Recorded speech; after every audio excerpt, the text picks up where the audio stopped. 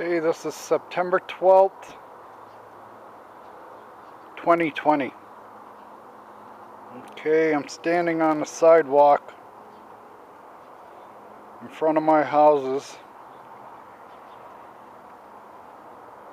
And this is a status update as to all the projects that I have going right now on my two houses.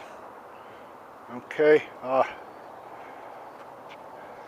this is kind of unusual weather for this time of year. It's supposed to be much hotter, but because there's so much smoke in the atmosphere from California fires, and one reason, this doesn't happen very often. I don't know if the color is coming through on that plant. That's like a Texas sage. I have one in the backyard, and it's pretty brilliant right now as far as color. And it doesn't happen very often. Okay, and I just got done trimming that tree. It was a mess. I'm proud of that. This is a pile of rock. I'm probably too close. There it is. A pile of rock right there is all the sand and pebble have been taken out of it. Okay, what I have to do is I have to cover this area between the two houses with landscape fabric and rock for drainage. The land, I graded all this years ago on my hands and knees with a level and a screed to get the water channel in the middle between the two houses, and we get a lake area here. So all the water gets fed here, and then I've got gutters put on the house for water, gutters. And then I put in that spout goes into the ground, into a pipe underneath the sidewalk, and there's a pop-up valve out there. So the water, any water in the gutter gets shot to the street immediately. And then that monkey motion on top is an overflow. There's a manifold underground, and if it overflows, and it's also an air vent, it vents the water. So if it ever overflows, it'll go over there, and then it'll go through that drain out. But this all has to be covered up, and I got sidetracked. I've got the rock to do it. I've got the landscape fabric to do it. Lowe's is 2 minutes away. Anything I need. But what I've done is I'm breaking it here. I'm going to divide. This is that's homegrown right there. I built that. Goes into here. The pipe used to go to a drain back there, but what I'm going to do is you see this berm, put that berm, I'm going to tamp it down, and I'm going to make the water go that way, because I have a drain that I installed about 5 years ago. I have a video of it on YouTube, but we have a drain right here.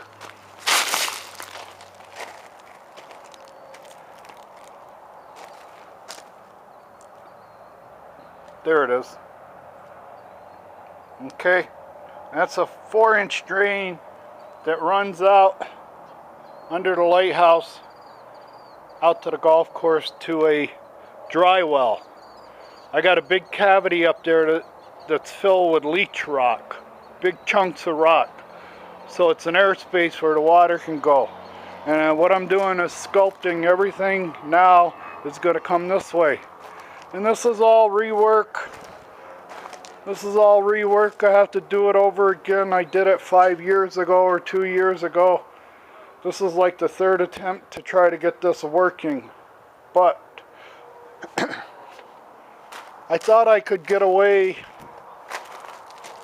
with having the downspouts go into a transition. And if you look, it's like 1 1/4 pipe, 1-inch pipe, whatever. I thought that could handle it. The last storm we had in March, there was water gushing out of the top of that receptacle because the pipe wasn't big enough. We had a downpour.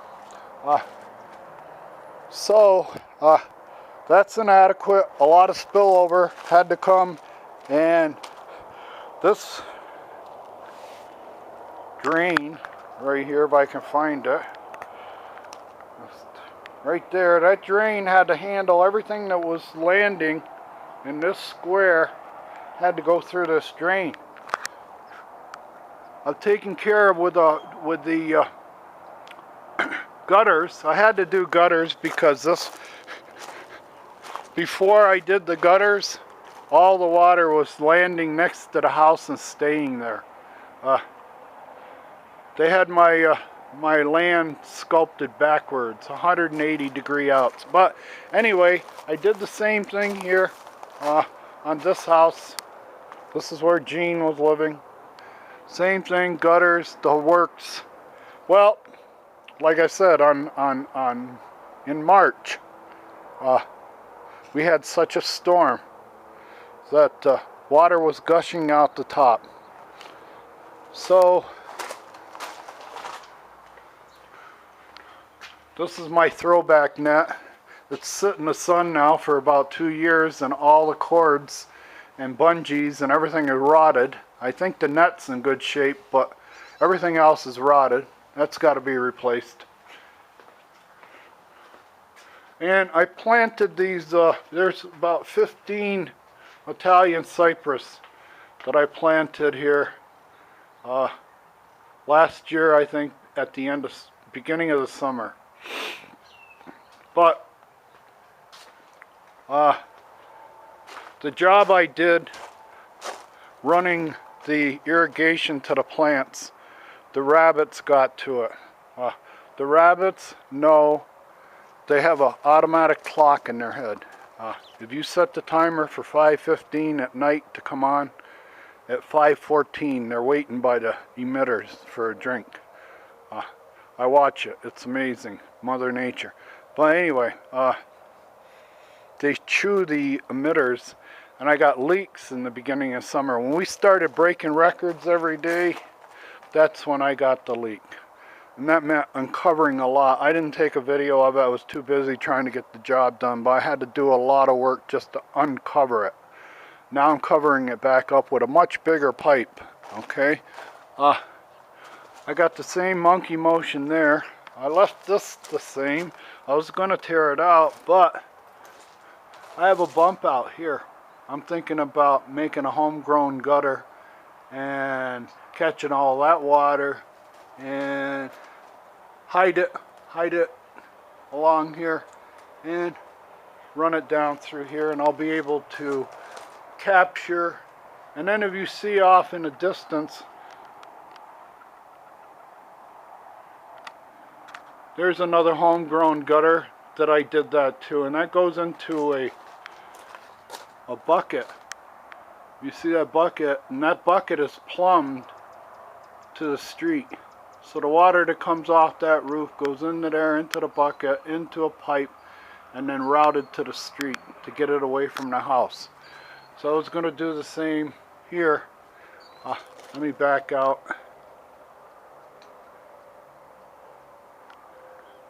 But I had the small gauge pipe.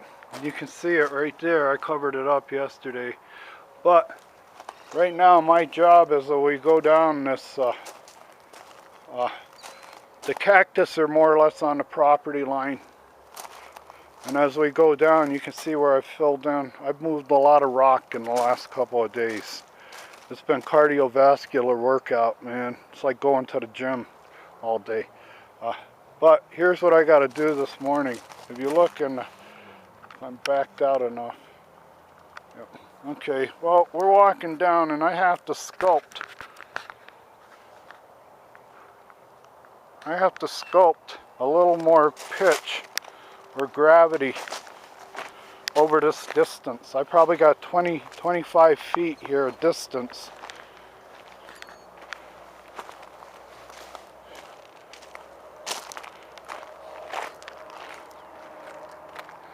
That I have to, I got to pick, shovel, hoe, rake, whatever.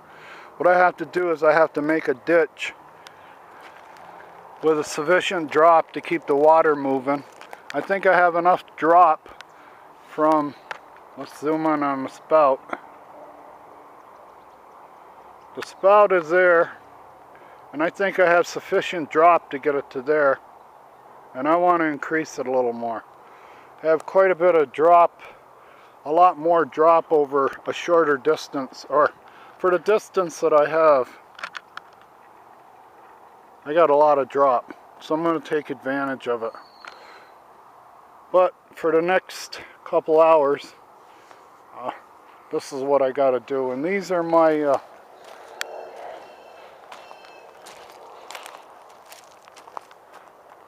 I planted those a couple of summers ago. Those are dwarf myrtles. See, everything in this yard, when those cypress sprung a leak because the rabbits were chewing up the emitters, I couldn't get out because it was just too hot. I couldn't get out to fix it, so every night and every morning I tried to religiously came out and watered with a hose to keep everything alive. And I think I've lost a couple of plants. I try to bend them, they don't break, so maybe they're alive, maybe they'll come back green. But we've had the hottest summer we've ever had in the valley, ever. We broke every record, everything.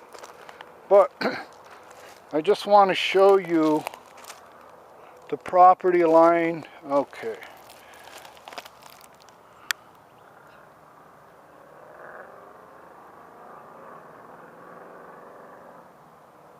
Right there is a rod. That's the stake that the surveyor put in the ground probably 17, 18 years ago. That's the property line, my property line. Okay, my neighbor, but that rod right there. And if you look up, that's the playing area for the golf course. So I'm less than a foot. I'm measure out about 10 inches from my property line is golf play area. This is a bailout area for that 177 yard tee over there. This reason that white stake is there because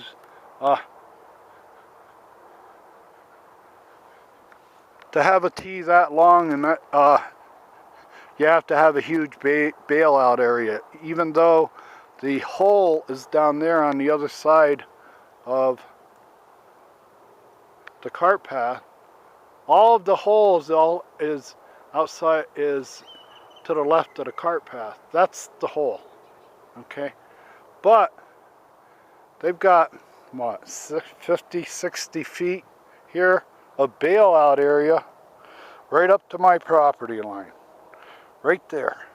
All the way down, and then about 10 inches from the other stake up at the other end,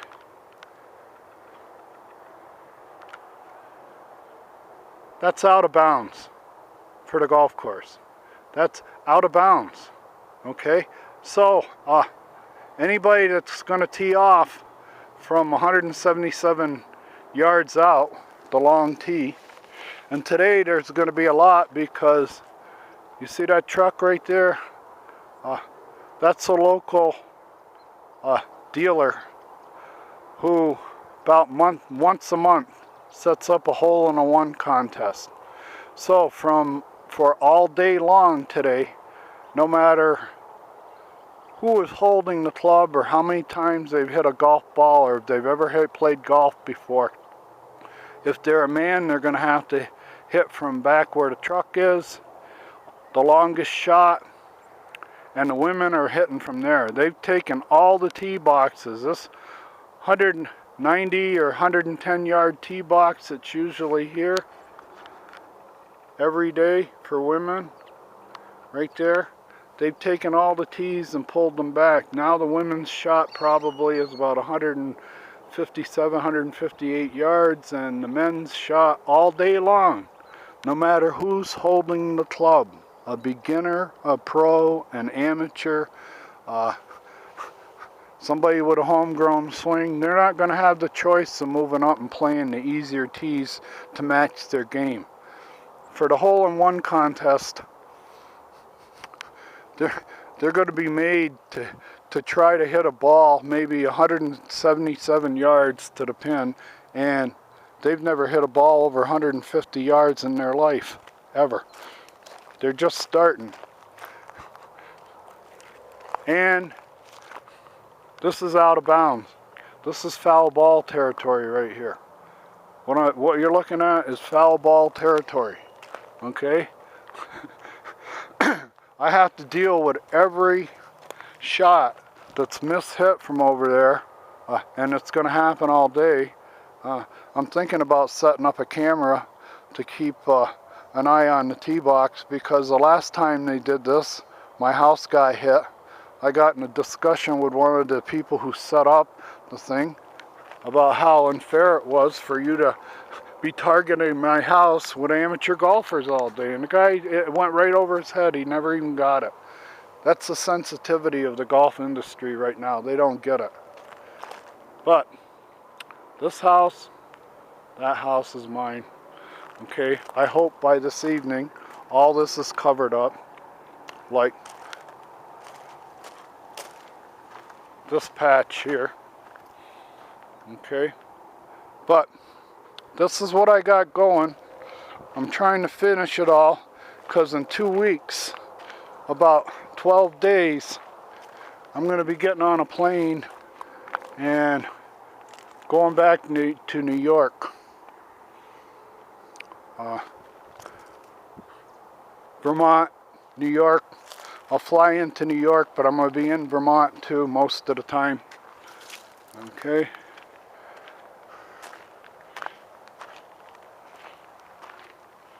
But I've been able to keep these alive. They've grown quite a bit. Like I said, look at the bush. Look at the color on this bush. Huh? That maybe happens, what, once every 90 days? I don't know.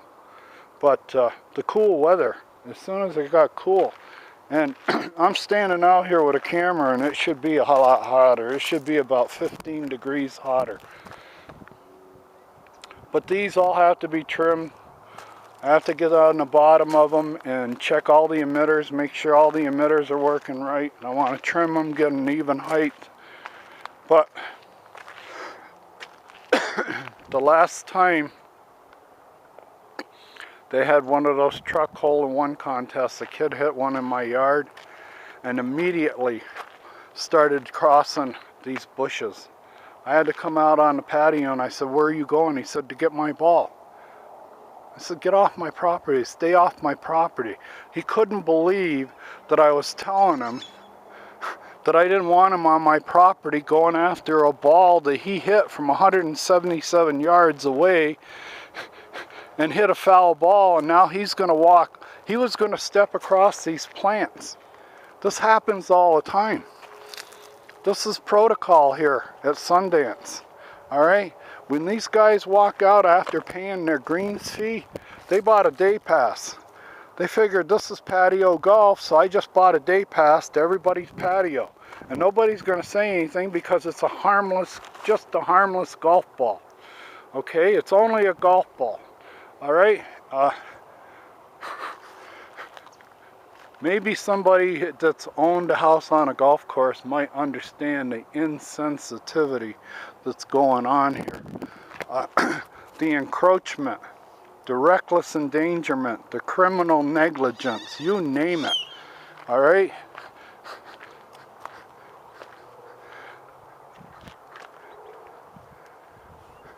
We'll close for now. But I just want to send that out. I wanted to record it for myself, for the history, so I can remember how I did this. But like I said, I'm going to try to get all this done by this evening.